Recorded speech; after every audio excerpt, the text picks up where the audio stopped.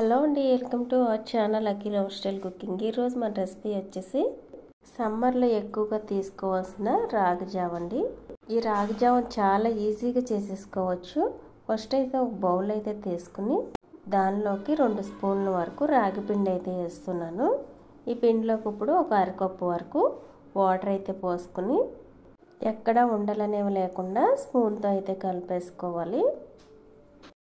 చూడండి, ఈ విధంగా కలిపిన తర్వాత ఇప్పుడు అయితే దీన్ని పక్కన పెట్టి స్టవ్ ఆన్ చేసి ఏదైనా ఒక బౌల్ అయితే పెట్టుకోండి.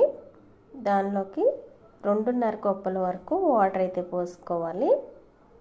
ఇలా వాటర్ పోసేసిన తర్వాత ఫ్లేమ్ హైలో పెట్టుకుని వాటర్ని అయితే బాయిల్ అవనివ్వండి. ఇలా వాటర్ బాయిల్ అయిన తర్వాత ఇప్పుడు ఇందులోకి ముందుగా కలిపి పెట్టిన రాగిపిండి వాటర్ని అయితే మరొకసారి కలుపుకొని ఈ వాటర్లోకి అయితే పోసుకోవాలి. ఇప్పుడు ఫ్లేమ్ మటుకు మీడియం టు హైలో అయితే పెట్టుకోండి.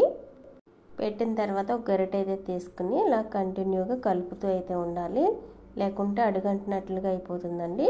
కలుపుతూ అయితే ఉండాలి. ఒక 3-4 నిమిషాలకి వాటర్ అయితే చిక్కబడుతుంది. చూడండి, ఇలా చిక్కబడిన తర్వాత ఇప్పుడు ఇందులోకి కొద్దిగా బెల్లం కానీ పంచదార కానీ వేసుకోండి. నేనైతే కొద్దిగా బెల్లం అయితే వేసాను.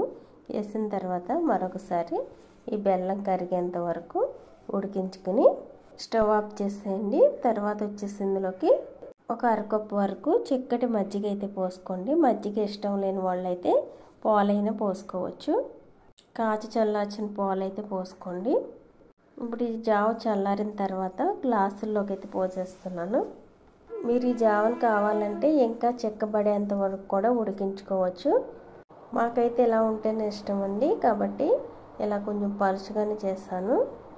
వేసవిలో మన శరీరానికి చల్లదనాన్ని ఇచ్చే ఇలాంటి రాగి జావను అయితే తీసుకుంటూ ఉండాలి. మరి ఈ వీడియో నచ్చినట్లయితే లైక్ చేయండి.